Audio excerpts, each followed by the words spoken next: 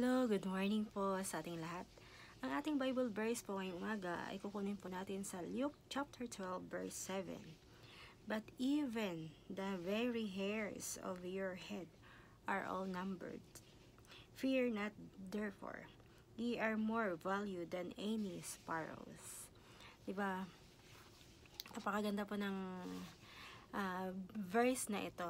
Talagang pinapakita po dyan ng Diyos sa atin at ipinapadama na tayo po ay more valuable kaysa sa mga sparrows. Alam niya po ang ating mga pangangailangan. We are more valuable. He knows us deeper kasi nga tayo po ay kanyang nilikha. Kaya kung ano man po ang ating mga needs, hindi po wants, ay kanya pong ibibigay yan. Paano? Tumawag lang po tayo ng may pagpapakumbaba sa kanya. Kasi andyan po siya lagi willing na abutin tayo. Magpapadala po siya ng mga uwak para ibigay yung mga pangangailangan natin.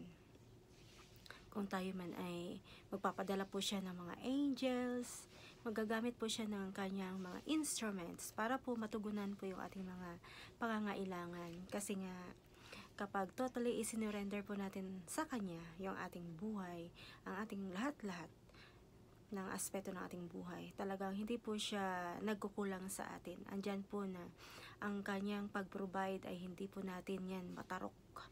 Hindi po natin yan kumbaga hindi natin na-measure. Kasi nga, siya po ay God of wonders, diba? He is a way maker. Kaya magtiwala po tayo dahil siya po ay makapangyarihan sa lahat. Yan lang po at God bless.